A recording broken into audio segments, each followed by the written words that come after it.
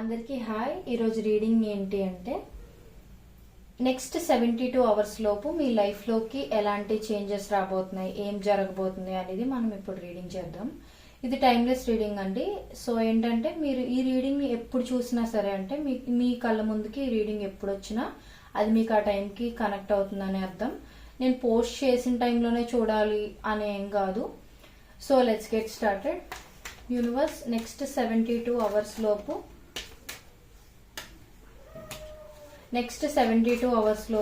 నా కలెక్టివ్ లైఫ్లో ఏం జరగబోతుంది universe? Please give me accurate reading universe.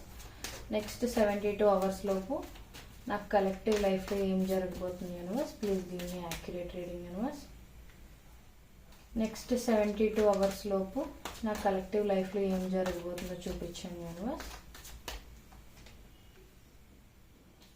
Next 72 hours లోపు నా కలెక్టివ్ లైఫ్లో ఏం జరగబోతుందో చూపించండి universe.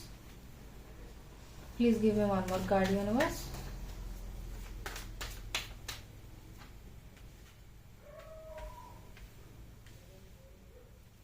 So bottom of the deck and please clarify the star universe.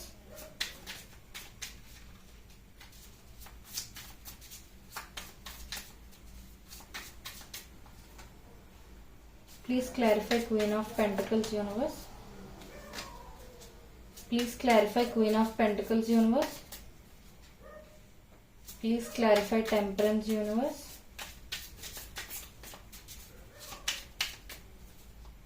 Please clarify Four of Cups universe. Okay.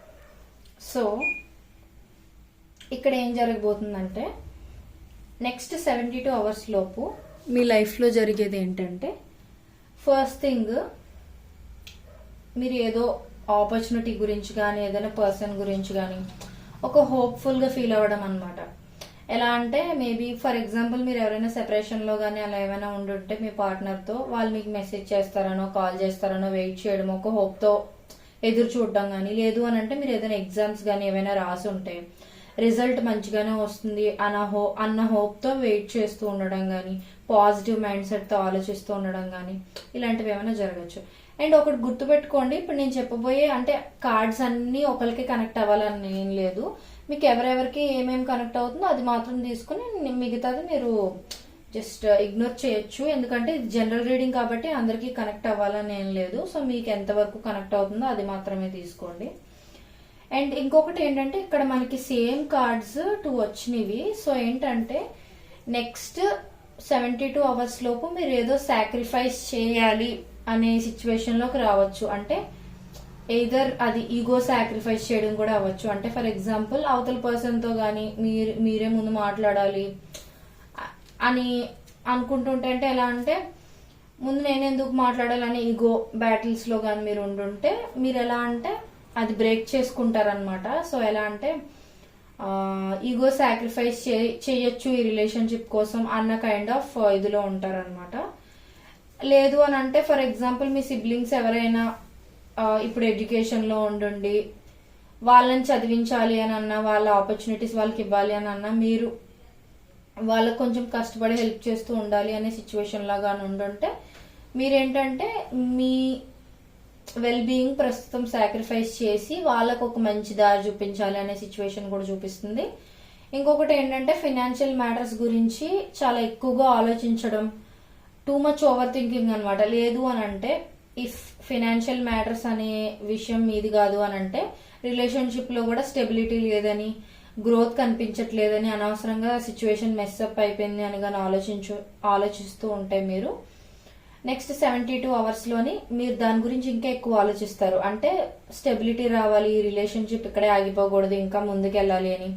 So ఆ విధంగా ఆలోచిస్తుంటారు. కెరియర్ పరంగా కూడా ఒక మంచి జాబ్ రావాలి అని, అంటే టూ మచ్ థింకింగ్ అనమాట. అందరూ సెటిల్ అయిపోతున్నారు, నేను ఎప్పుడు సెటిల్ అవుతాను అని అలా ఎక్కువ ఆలోచిస్తూ ఉండడం, ఎక్కువ జాబ్స్కి అప్లై చేసేయడం, వాటి రిజల్ట్స్ కోసం వెయిట్ చేస్తూ ఉండడం, వస్తుందా రాదా అని, వచ్చేస్తే బాగుండు అని, ఇంకా మంచి జాబ్ రావాలి అని, ఇలాంటివన్నీ కూడా మీరు ఓవర్ థింక్ చేస్తారనమాట ఇంకా ఏం జరగకముందే.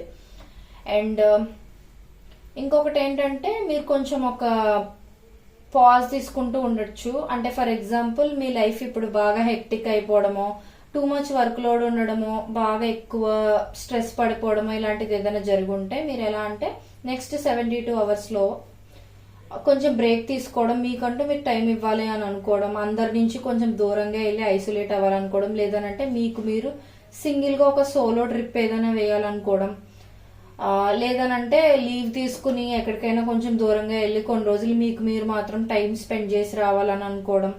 అంటే దేని మీద పెద్ద ఇంట్రెస్ట్ ఏం చూపించకపోవడం అలాగా. అండ్ నెక్స్ట్ 72 అవర్స్ లోని చాలా వరకు మీలో చాలా మంది కొంచెం లేజీగా, అంటే అంత ఎక్కువ బర్డెన్స్ అవి తీసుకోకుండా ఉండాలి అన్నట్టుగా ఆలోచించే కైండ్ ఆఫ్ ఇది చూపిస్తుంది. అండ్ నెక్స్ట్ 72 అవర్స్ లో మీకు ఏదైనా ఆపర్చునిటీ లాంటిది ఏదైనా కూడా రావచ్చు. లైక్ ఏదైనా ప్రాజెక్ట్ కానీ అలాంటివి ఏమైనా రావచ్చు. అండ్ ఇంకొకటి ఏంటంటే మీరు ఎవరితోనైనా కమ్యూనికేషన్ గ్యాప్ లో ఉంటే మీ సైడ్ నుంచి అవతల పర్సన్ కి ఇంపల్సివ్ గా మీరు కమ్యూనికేట్ చేయడం, ఒక మెసేజ్ పంపించేయడం, కాల్ చేసేయడం, అంటే సడన్ గా మీరు కూడా ఊహించరు అనమాట. వెంటనే మెసేజ్ చేయాలి, కాల్ చేయాలని చెప్పి వెంటనే మీకు మీరు ఎలాగైనా ఇప్పుడు యాక్షన్ తీసుకోకపోతే చేయి జారిపోద్ది సిచ్యువేషన్ అన్నట్టుగా మీకు మీరు మెసేజ్ ఏదైనా ఇంపల్సివ్ గా ఆలోచించకుండా తీసేసుకుంటారనమాట డెసిషన్. అండ్ గార్డెడ్ అప్ గా కూడా కొంచెం ఉండొచ్చు మీరు. అంటే ఎవరితోని సంబంధం లేకుండా కొంచెం మీకు మీరు టైం స్పెండ్ చేసుకోవాలి అనుకునే ఇదిలో. అండ్ మంచి కేరింగ్ ఎమోషనల్ బాండ్ ఎక్కువ ఫీల్ అవుతూ ఉండొచ్చు మీరు, లేదా ఆ బాండ్ మిస్ అయింది అనే ఫీలింగ్ కూడా మీకు రావచ్చు. అండ్ వర్క్ లోడ్ ఇవన్నీ చాలా ఎక్కువైపోతాయి.